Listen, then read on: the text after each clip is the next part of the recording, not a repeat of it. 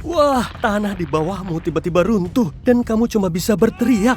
Kamu masuk ke dalam kegelapan sambil merentangkan tangan dan kakimu. Au! Ya ampun, kamu beruntung. Kamu mendarat di tempat yang lembut. Awan debu yang muncul saat kamu terjatuh menghalangi pandanganmu. Tapi kamu bisa merasakan tubuhmu gemetar. Pasti karena syok setelah jatuh tadi. Tak lama, kamu berhasil menenangkan diri dan berdiri tegap. Kamu menyalakan senter di ponselmu dan melihat sekeliling. Ruang mirip gua tempat kamu jatuh ini mirip laboratorium terbengkalai. Kamu melihat laptop rusak dan peralatan lain. Ada tabung uji, kabel, dan puing-puing. Puing-puing di mana-mana. Kamu berpikir keras untuk mengetahui apa yang sebenarnya terjadi di sini. Tiba-tiba, kamu mendengar suara gemerisik yang aneh. Arahnya dari sudut paling gelap di laboratorium ini. Kamu menjerit dan jantungmu hampir copot. Cuma tikus rupanya. Ini sih bukan apa-apa jika dibandingkan kejadian yang telah menimpamu. Kamu teringat penjaga kos-kosanmu mengusirmu, padahal kamu sudah 3 tahun tinggal di situ. Mau bagaimana lagi? Kamu sudah menunggak uang kosan selama beberapa bulan terakhir. Tapi itu semua salah bosmu yang tiba-tiba berkata, "Maaf, ada perampingan karyawan." Dia bahkan tidak memberimu pesangon.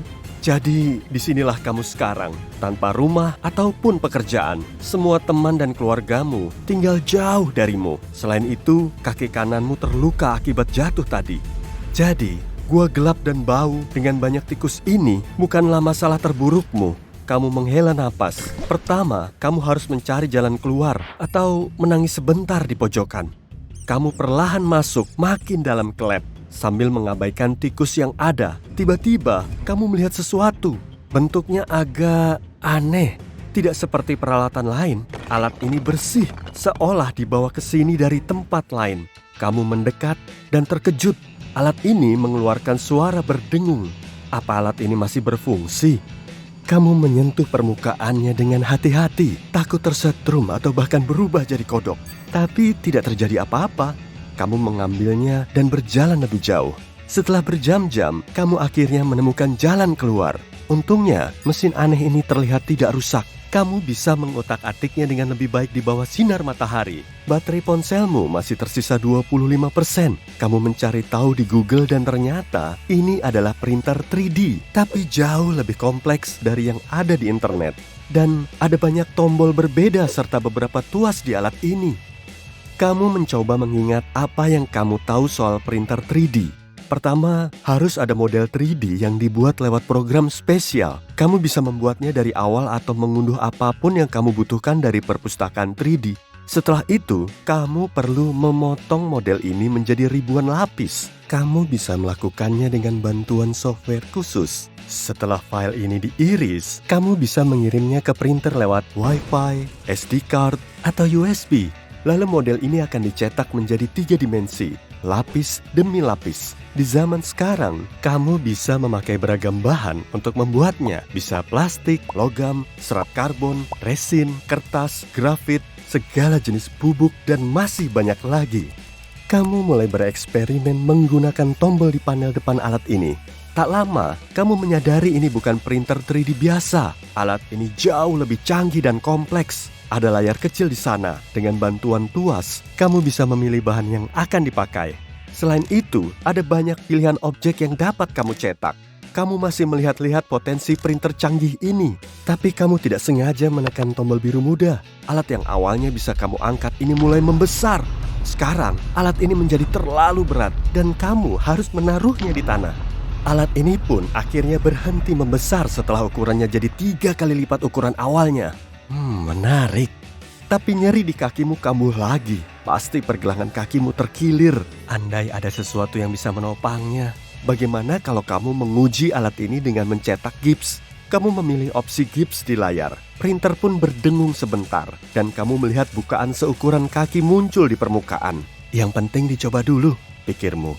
Dan kamu memasukkan kakimu ke dalam lubang. Setelah beberapa suara klik berikutnya, kakimu mulai menghangat. Kemudian, sunyi. Di sekitar kakimu ada suatu lapisan tipis tapi mampu menopang kakimu dengan sangat baik dan kuat. Satu masalah beres. Mari pecahkan masalah lain. Misalnya, bisakah perutmu berhenti keroncongan kalau kamu memberinya makan sekarang juga? Kamu menghela napas. Sepertinya printermu takkan bisa membantu masalah yang satu ini. Lihat, ternyata bisa. Kamu melihat kata makanan di layar. Pilihannya tidak terlalu banyak, tapi pizza sepertinya enak. Kamu memilih pepperoni dan printermu mencetaknya. Aromanya luar biasa, rasanya juga enak. Kamu mulai berpikir nasib sialmu ini sebenarnya membawa keberuntungan. Sekarang, kamu butuh alat transportasi untuk pergi dari tempat tidak jelas ini. Tanpa berpikir panjang, kamu langsung mencetak mobil. Mobil seperti ini pernah dibuat pada tahun 2015. Saat mobil cetak pertama yang bisa dikendarai dibuat di pameran otomotif Amerika Utara. Kendaraan yang dinamai Strati ini terdiri dari 50 bagian. Padahal rata-rata mobil penumpang membutuhkan setidaknya 2000 bagian. Butuh 44 jam untuk mencetak 212 lapis guna merakit Strati. Printer 3D-mu cuma butuh beberapa menit. Mobil pilihanmu adalah mobil sport kece. Begitu dicoba, kecepatannya pun sangat menakjubkan. Bukan cuma itu, kamu bisa mengubahnya menjadi convertible kalau saja hawa di luar tidak sedingin ini. Tapi tunggu, printer 3D-mu masih bisa membantu. Kamu memilih kain paling hangat yang ada di alat ini. Dalam sekejap, jaket wol yang indah sudah kamu kenakan. Kamu mengingat lagi semua pakaian yang sudah lama kamu idamkan, tapi belum terbeli karena tabunganmu sudah habis. Sekarang, kamu pergi ke sepetak tanah warisan kakek nenekmu bertahun-tahun lalu.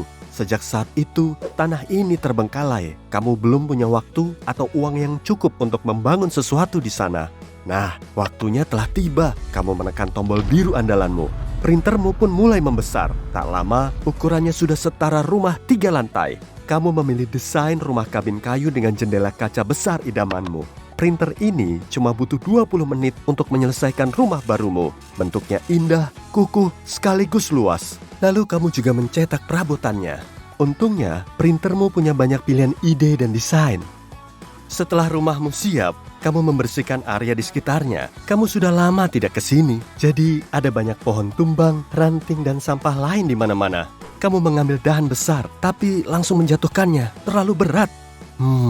Kamu pun mondar-mandir di depan rumah sambil berpikir, exoskeleton. Kamu mau mencetak exoskeleton.